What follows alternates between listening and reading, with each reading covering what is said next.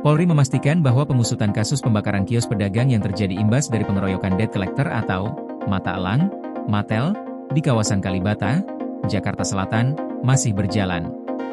Kabag Penum Divisi Humas Polri, Kombes Erdi Acaniago, mengungkapkan bahwa proses penyelidikan terkait pembakaran lapak pedagang di depan Taman Makam Pahlawan, TMP, Kalibata tengah berlangsung di Polda Metro Jaya. Menurut Erdi, masyarakat diminta untuk bersabar menunggu perkembangan lebih lanjut dari pihak penyidik.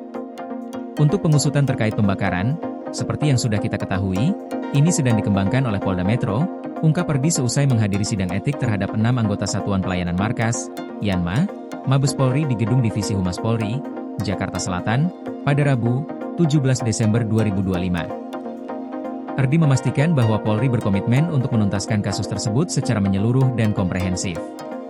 Erdi menambahkan, dalam proses penyidikan ini, pihaknya memastikan bahwa rasa keadilan akan tetap menjadi prioritas utama. Yakinlah bahwa Polri tetap berkomitmen.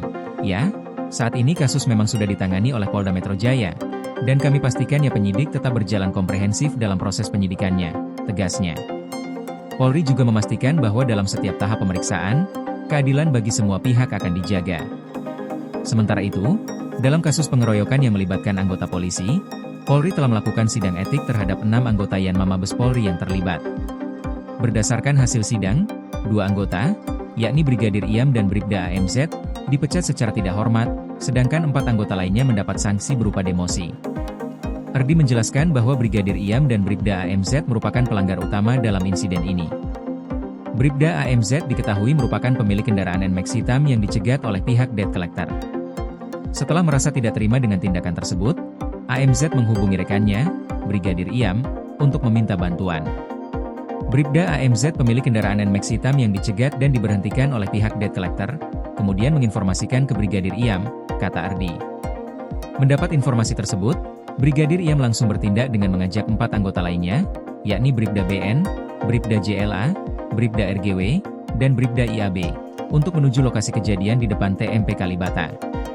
Erdi menjelaskan bahwa Brigadir Iam menerima informasi mengenai kejadian tersebut melalui grup WhatsApp dari Bribda AMZ. Brigadir Iam spontan saat itu juga mengajak 4 orang lainnya ke lokasi yang dikirim oleh Bribda AMZ, lanjutnya. Keempat anggota yang diajak oleh Brigadir Iam tersebut langsung menuju lokasi untuk membantu Bribda AMZ.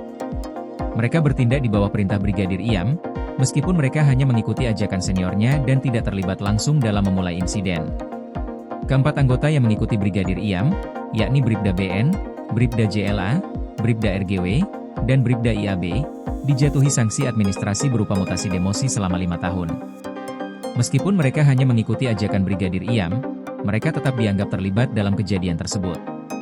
Sanksi administrasi berupa mutasi bersifat demosi selama 5 tahun, ujar Erdi. Ke-6 anggota yang terlibat dalam insiden ini, baik yang dipecat maupun yang mendapat sanksi demosi, diberi kesempatan untuk mengajukan banding atas keputusan yang telah dijatuhkan oleh komisi sidang. Dengan adanya banding tersebut, proses hukum internal terhadap pelanggar akan terus berlanjut sesuai prosedur yang berlaku di Polri.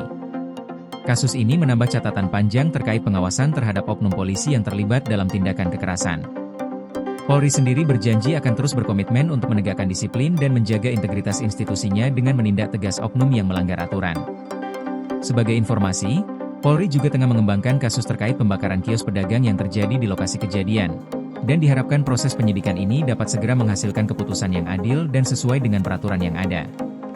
Dengan berjalannya penyidikan ini, Polri berharap masyarakat dapat lebih percaya kepada proses hukum dan penegakan keadilan yang tengah dilakukan.